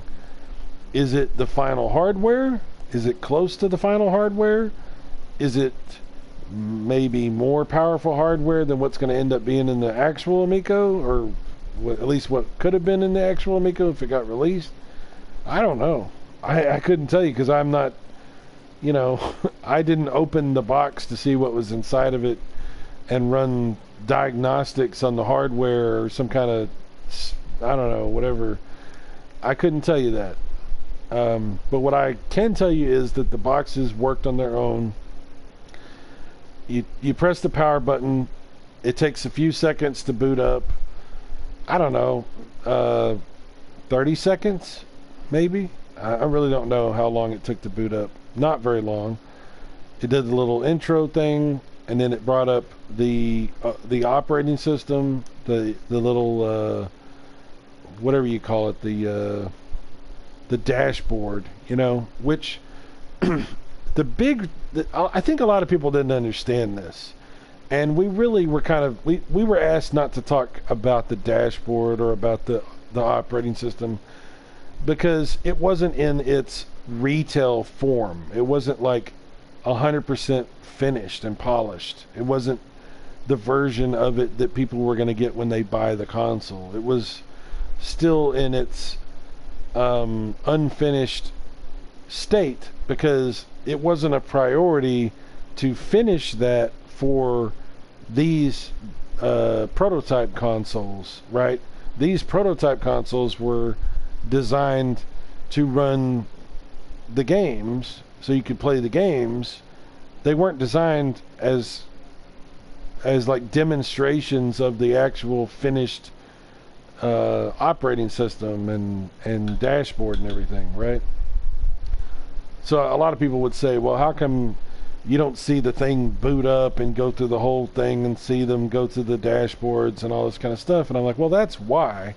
Because he was basically, Tommy was like, hey, don't show this, because I don't want people thinking this is the final thing they're going to be buying, when this is pretty much just a streamlined prototype version of the dashboard that we're just using for now, because it's not a priority to get that done and be ready right now. We'll get that refined and have that done in the end. At least, that's what we understood. And the thing worked. Whether you liked it or hated it, it worked. You plug in the box, it had one power cord going to the wall, it had an HDMI going to the TV, and that was it. And it worked. So there's that. And if people don't want to believe that, or want to have a bunch of conspiracy theories where it's convenient to question that the thing actually worked, and they want to like go into like a bunch of crap trying to stir up drama and be like, oh, blah blah blah, and repeat some narrative they heard on some show, they can do that, they can say that, but that's not factual. And I think if somebody was to go actually look at the videos with like a critical eye and actually pay attention to what the boxes were doing and what was actually hooked up and how they were functioning, and I think if you really wanted to prove that, you wanted to like see for yourself if the boxes were working autonomously, you could do that. It's not hard to go back and look at those videos and see if the box looks like it's connected to something else, or if it's actually working on its own. I know that I had put out a video where we were playing the Amico in John's living room, and that Amico was literally just sitting under the TV and nothing else around it, just the Amico under the TV while we're playing in the living room by ourselves without Tommy anywhere around. That's just a video I did. I know there's a lot of other videos, so like I said, if people were wondering that.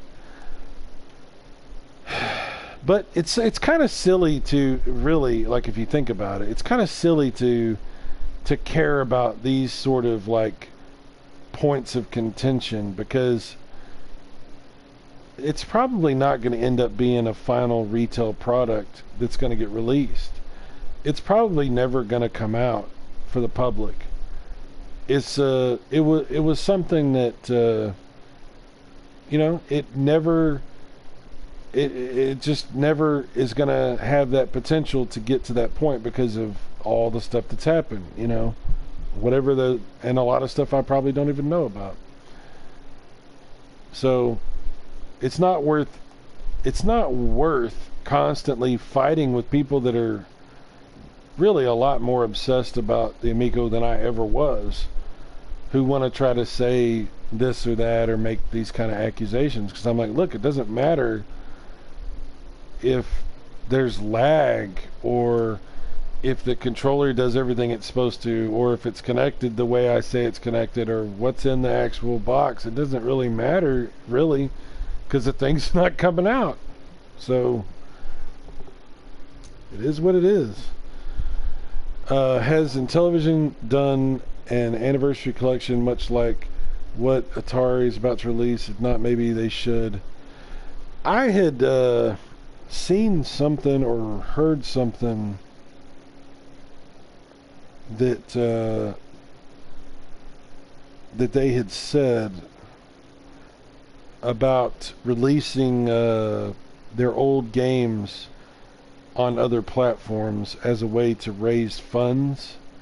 A long time, excuse me, a long time ago, we collectively as a group had really tried to talk to Tommy about doing something like that, about, you know, releasing an Intellivision Lives collection or something to that effect, or you know, letting At Games put out a new Intellivision flashback or something as a way to raise funds.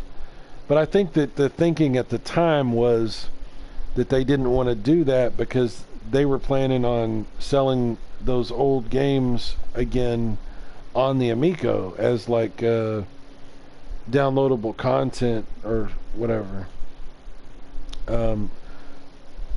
I think Tommy had said they were going to sell them in packs. They were going to make like digital packs of old school Intellivision games and sell them on the store, on the digital store. So that's why they didn't want to do that back in the day.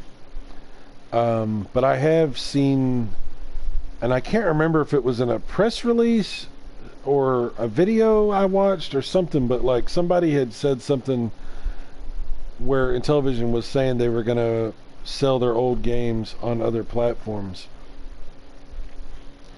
I really hope they do that. I don't know how they can do that at this point because my understanding is basically the company is not even really functional. Like they don't have, like, almost nobody even works there. It's like they've sold off all their assets. It's basically just a company in name only, you know, with a couple of people that still technically work for Intellivision but don't actually do anything. Like, I don't know what's going on in Intellivision. I really don't. But my understanding is things are very bare bones around there. So I don't know who's going to develop an Intellivision collection for the PS4 or for the Xbox or whatever, or Switch. But I wish that they would do that. I think that that would raise some money. I don't know how much money because I don't know how much people really would pay for that. You know, Intellivision is not as big as Atari, as far as the name goes anyway. So I don't know. They still can have an Amico version of it not found on other platforms. Oh yeah, absolutely. You know, the appeal of getting it on the Amico was obviously you'd get to use the Amico controller. And yeah, even though the Amico controller is different than the old school Intellivision controller, it has enough similarity to the old Intellivision controller to create a very comparable experience to what you would have on the old school Intellivision with the disc and the touch screen and stuff like that. Good points, Darth Lord Sai. Okay. Thank you. Thank you, Born Distracted. By the way, since you mentioned Darth, I know this is not really related to any of this stuff, but I don't know if you've seen the new Obi-Wan series. I think there's some very strong opinions on the internet about it. I'm not going to give you any spoilers in case anybody hasn't seen the show, but I just want to say I really enjoyed it.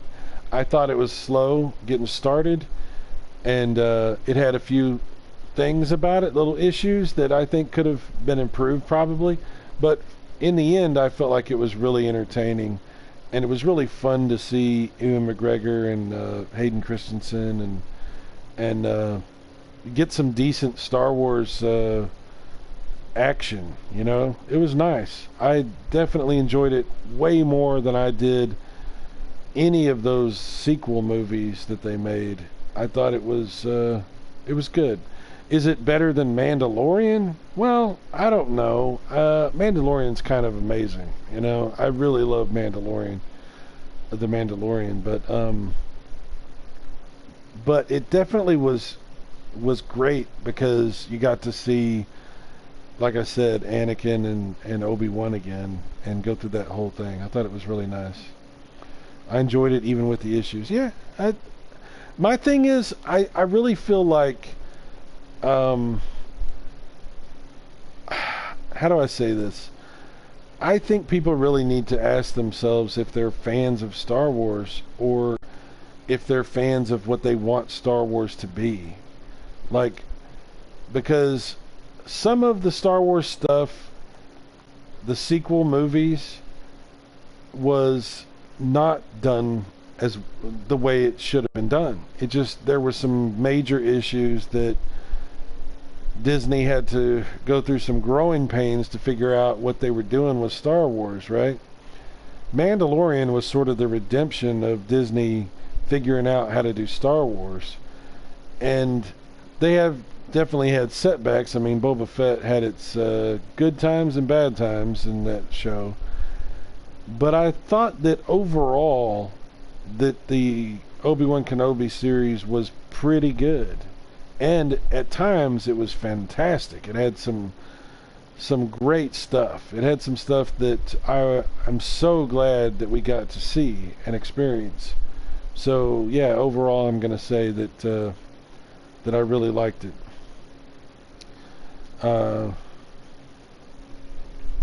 Last Jedi really did severe damage to me. I almost gave up. You know, The Last Jedi generated so much content for people on YouTube. Let's just be frank. I've seen so many YouTubers spend years doing pretty much nothing but just trashing Star Wars based on what they experienced with The Last Jedi. And I can understand a lot of that because there's things that happened that were pretty unforgivable with what Rian Johnson decided to do. And he did it on purpose. You know, he was trying to subvert expectations and do it he was trying to break the mold of Star Wars and do something different. And unfortunately, he made some decisions that went too far. And yeah. Now, I personally thought that there were still some good things that happened in The Last Jedi. There was some stuff that I really enjoyed. I can't say the same about The Rise of Skywalker. I thought The Rise of Skywalker was the lowest point that we got to in Star Wars because I felt like that whole movie was absurd to the point of being intellectually insulting to anybody that cared about Star Wars. And I thought it was intentionally terrible. Like, I thought it was almost like J.J. Abrams, I don't know what he was thinking with that movie, but it was just nonsense. It just didn't make any sense, and it was like just this. It was like they were just trying to get it over with. They were just trying to find a way to get this over with so we can move on. So that's the one that I personally disliked the most. But I didn't hate the movie because I didn't care. Because I remember watching that in the theater and just being like, well, that's what I figured. I didn't feel anything. That whole movie, I just was like, okay. And then this happens, okay. And then this happens, okay. Alright. And then it was over and I was like, okay. And that was why it was the low point for me, because it actually made me ambivalent. It made me feel like, whatever.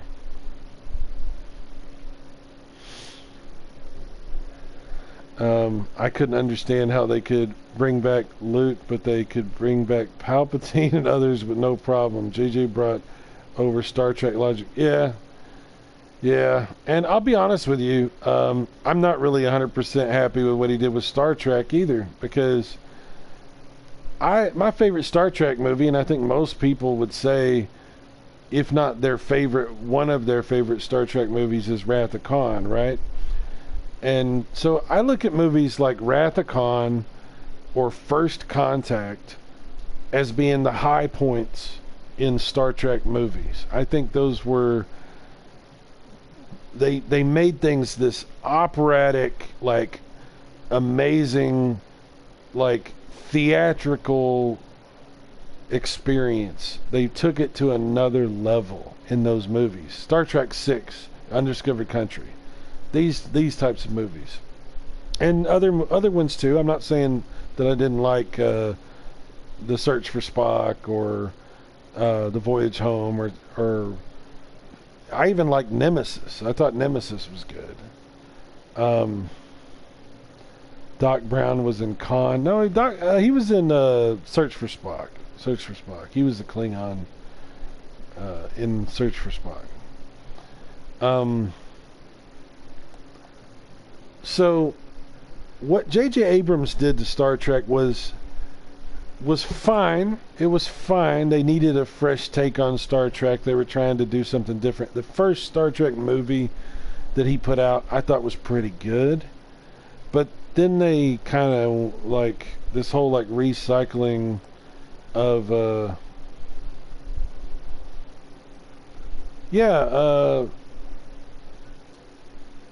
Christopher Lloyd was the Klingon in The Search for Spock, the third movie, not the second movie.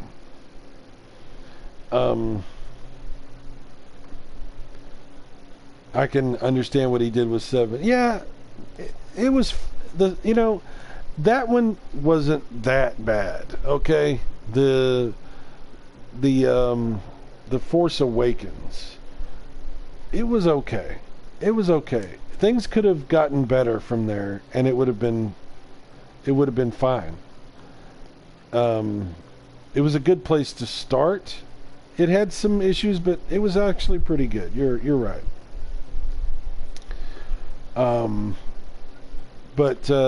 Anyway, J.J. Abrams did what he did, and maybe I'm just not a big J.J. Abrams guy. Maybe that's all it is. I don't know. But what he did with the Star Trek movies after the first one that he made, I was not real enthusiastic about. I love Benedict Cumberbatch or however the hell you say his name. I think he's great. He's a really good Doctor Strange, Sherlock Holmes. He's cool, but he is not Khan. I'm sorry. That was not good. That was like I don't know how I don't know how they thought that would be fine. I don't know.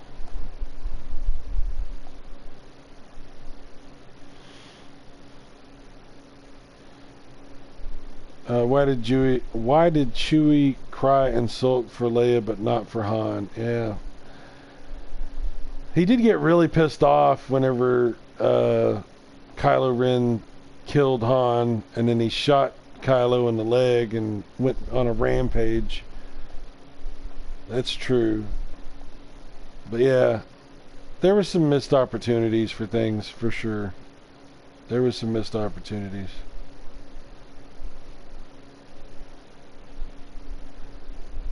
Black Mass, I don't think I've seen that one. I'll have to watch that. I don't think I've seen that movie. There's a bunch of movies I've missed out on, man. I got to get more into movies again. Definitely need to get back into movies. I was buying digital movies on the PlayStation store to keep all my stuff on PlayStation.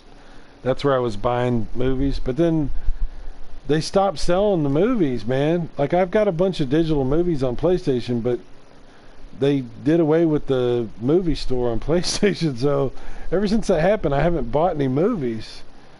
So I got to figure out where I'm going to buy movies again. I guess on the Apple store. I don't know. They do have the Apple TV app now that works on everything, and I do already have a couple of movies on that. So which including a couple of these Star Wars movies we're talking about. Did I buy the Wizard of Oz yet? No, I have not bought the Wizard of Oz. I completely forgot about that. Thank you for reminding me about that. I totally forgot that we had talked about that. That's something that I'm going to have to remedy. I'm going to have to do that. Although I don't have a 4K Blu-ray player anymore. Since I had to sell my PS5 and my Xbox One X, I don't have 4K Blu-ray anymore. So, yeah, I'll have to get a... It's going to have to wait. Born Distracted. Yeah. Well, this has been an interesting talk. I've been ranting and going on for a while here. I'm glad you came in because I would have just been talking to myself this whole time.